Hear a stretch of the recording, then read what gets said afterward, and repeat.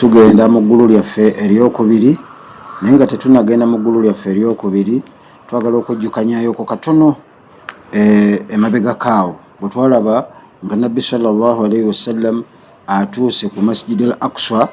Bino nno malayika Jibrilu byeyajja nabyo n'amugamba ebigambo bino. Hadithi eno nga giba ku sahaba ayitibwa Abu Huraira radhiyallahu ta'ala anhu kala agamba ebigambo bino, agamba nti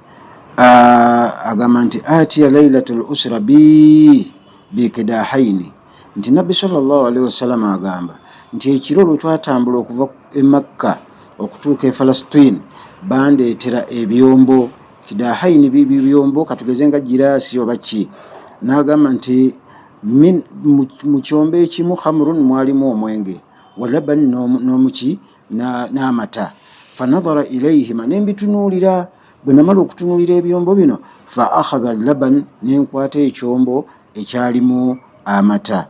Bwe namnywa ekyombo ekyalimu amata, fakala Jibril alhamdulillahi alladhi hadaka lilfitra, nebaza Allah subhanahu wa ta'ala oyo akuluŋŋamizza eri obubumbwa. Amakulu nti amata getunywa bwe bubumbwa oba bwe butonde, fe abantu tuyonka n'ebisolo ne biyonka, naye tetusookera ku kirala kyonna. Kakati Jibril bwe yalaba ekyo n'asanyuka, naga nti nebaza Allah akuluŋŋamizza eri obubumbwa. Naga nti law akhadhtu alhamra, singa wakwata ekyombo ekyalimu omwenge, lagawat ummatuka, abantu b'ekibiina kyo bandibuze ne basigala nga babuze ku nsi kuno. Naye olw'okuba nti nabbi yakwata ekyombo ekyalimu amata, fena ne tusigala nga tuli baki, nga tuli baluŋŋamu. Ekyokubiri, singa yanywa ekyombo ekyalimu amazzi, twandizikiridde nga abantu b'omulembe ogwa nabbi Nuhu alayhi salatu wassalam. Hadithi eno esangibwa mu kitaabu Riyadhu Salihina babu ujubi shukuru. Akati hadithi endala eyokubiri ng'eva ku Saidi Khudhuri radiyallahu anhu, omukyalo oli gwe basinkana n'agamba nti inna dunya khulwa, mazima ensi eno gye tulimu ewoomerera nga bw'olaba omubisi gw'enjuki. Wa inna allaha ta'ala mustahlifakum fiha, ne Allah yatuteeka mu nsi eno agitusikize. Fayanzuru kaifa ta'malun, Allah ayagala alabe engeri ki gye tukolamu emirimu gyaffe. Fattaku dunya wattaku nisa, Allah nabbi n'atugamba tutye nnyo ensi eno ate tutye nnyo n'abakyala. Lwaki? Fa inna awwala alfitna bibani Israila kana fi nisa, olw'ensonga nti ekikeme ekyasooka kuba banu Israila kyali kiva mu bakyala. N'olw'ensonga eyo abakyala Allah subhanahu wa ta'ala bwe yali ayogera ku nkwe zaabwe yagamba inna kaidahunna azim, enkwe z'abakyala nnene ate z'amaanyi. Naye bwe yali ayogera ku sheitani yagamba inna kaida sheitani dhaifa, mazima enkwe za sheitani omulabe waffe nafu nnyo nnyo nyini ddala. N'olw'ensonga eyo abalungi abatuwuliriza, tugenda mu ggulu lyaffe eryokubiri, naye mbakuutira nti nno omwezi gwe tulimu ogwa Rajabu gwe mwezi gwe twafuniramu ekyamagero kino.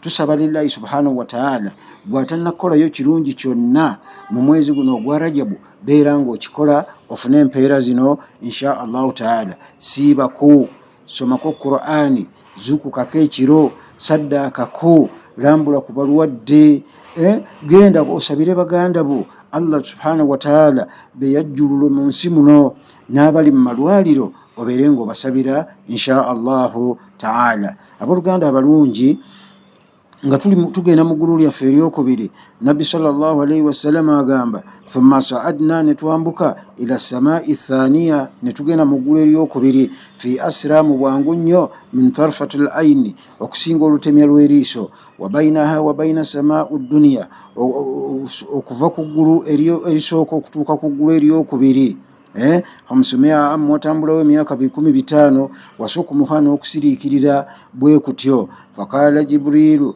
Jibrilu bwe yakonkona, fatwaraka Jibrilu bibabiha, malayika Jibrilu alayhi salatu wassalam n'akonkona ku mulyango gw'eggulu eryokubiri. Fakalu, bamalayika bakuuma eggulu eryo ne bagamba ebigambo bino, man hadha, gwakonkona gwani? Kala Jibrilu alayhi salatu wassalam, yaddamu n'agamba nti si mulala wabula nze malayika Jibrilu, okusaasira n'emirembe ebeere ku ye. Kalu, bamalayika abo abambowa bagamba, waman ma'aka, ate oyo gw'oli naye yaani? Kala Muhammad sallallahu alaihi wasallam, ndino ow'ekitiibwa nabbi wa Allah Muhammad okusasira n'emirembe ebeere ku ye.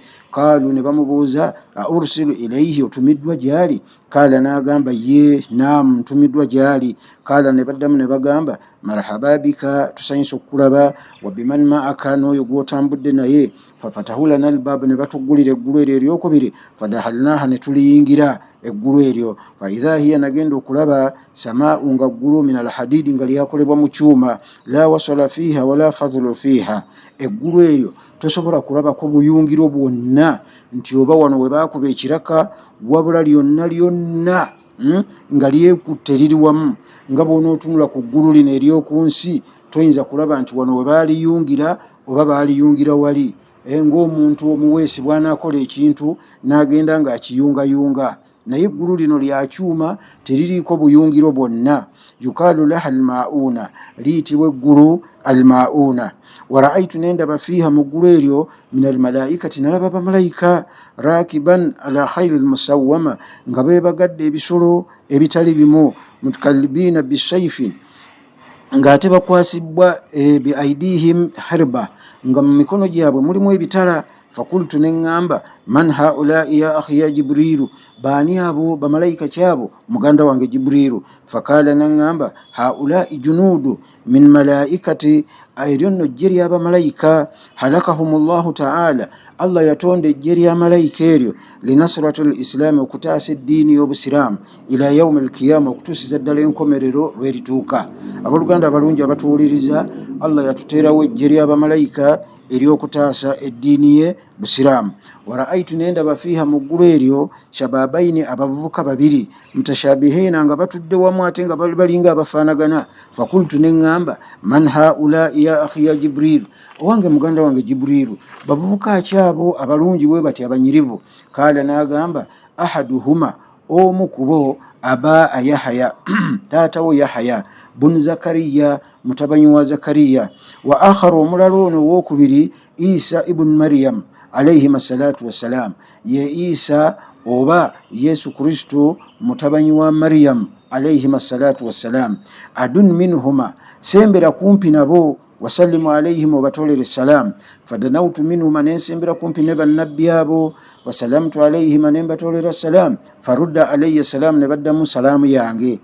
Amma Isa, bwe nagenda okutunuulira, nentunuulira mu kyenyi kya nabbi Isa, fa innahu shakhatu sha'ri, yalina enviiri nnyingi ku mutwe gwe. Jamilu wajihi, ng'ate ekyenyi kye kirungi kinyirira. Abyadhu lawni, ng'ate ebbala lye nga mweru, mweru. Musharrabu bikhumrin, ng'ate alimu n'olumyukirivu. Wa amma Yahya, ate bwe natunula mu kyenyi kya nabbi Yahya alayhi salatu wassalam, faraaitu ala wajihi athari ushu'i, bwe natunulira mu kyenyi kye nendabamu obubonero obw'okutya Mukama Katonda amakulu nga mugonvu. Fasalamtu alayhima, nembatolera salam. Farudda alayya salam, ne baddamu salaamu yange. Wahanaani bilkirama, ne bannyaniriza mu bitiibwa min rabbi, okuva eri Mukama Katonda azza wa jalla. Waqaala, ne baŋŋamba abushiru ya Muhammad, sanyuka owange gwe Muhammad, fa inna khayra fiika, ebirungi byonna biri mu ggwe, wa fi ummatika, n'abantu b'ekibiina kyo, ila yaumi alkiyama, okutuusa enkomerero lwerituuka. Fakultu, neŋŋamba lirabbi, eri Mukama Katonda, hamdan, okwebaza, hamdan, olutendereza, wa shukuru, n'okwebaza. Thumma, oluvannyuma kaddamuni Jibrilu alayhi salatu wassalam, malayika Jibrilu yankulembeza. Fasallaitu bihima rakataini ala millati Ibrahima halilun alayhi salatu wassalam, nensala nabo eraka bbiri ku lw'enkola ya nabbi Ibrahim alayhi salatu wassalam, olw'ensonga nti eswala yali tennalaalikwa. Kati nabbi agenda kutuleetera eswala, kati yali asaala eraka ebbiri olw'enkola ya nabbi Ibrahim. Tukimanye nti bannabbi bonna baasaalanga eraka bbiri, bwe baamalanga okusaala eraka bbiri ne batendereza Allah subhanahu wa ta'ala. Abooluganda abalungi abatuwuliriza, awo nno tubadde mu ggulu lyaffe eryokubiri insha Allahu ta'ala. Kaakati nno njagala okwebaza baganda baffe aba Kibla Islamic Media bakola omulimu munene nnyo okuba nti emisomo gino bagibateerako era bajja gibateerako mubeere nga mugigoberera insha Allahu taala. Njagala okutumirayo abantu nga basatu bana. Asooka njagala kutumirayo Shakila Abdurrahim ali awo mu Kampala, awuliriza nnyo emisomo gino era agigoberera. N'ekyokubiri ayawagira nnyo emirimu gya daawa, ateekamu nnyo ensimbi ze mu daawa nebanga etambula. Owokubiri Ahmed Musa, naye muganda wange ali eyo Nairobi, naye omulimu gwakola munene nnyo, awagira nnyo daawa. Omuntu omulala ye Muhammad Musa, naye baluganda nabo bawagira nnyo daawa insha Allahu taala. Naawe nkusaba lillah obeere ng'owagira nnyo daawa ebeere ng'etambula, oteekemu ensimbi zonna z'olina mu daawa, kubanga Allah subhanahu wa ta'ala yatuteerawo obusiraamu ate n'atuteerawo zaka mwe tujja ensimbi ezitambuza daawa insha Allahu ta'ala. Naawe nkukubiriza muganda wange, mukwano gwange omulungi ali eyo, obeere nga owagira nnyo daawa ebeere ng'etambula insha Allahu ta'ala. Zaka gwe gulinga omusaayi mu mubiri, omubiri bwe guba nga tegulina musaayi tewali kitambula, naye ensimbi ze mukwata ne muteeka mu daawa ze zitambuza emirimu gino gye mulaba insha Allahu taala.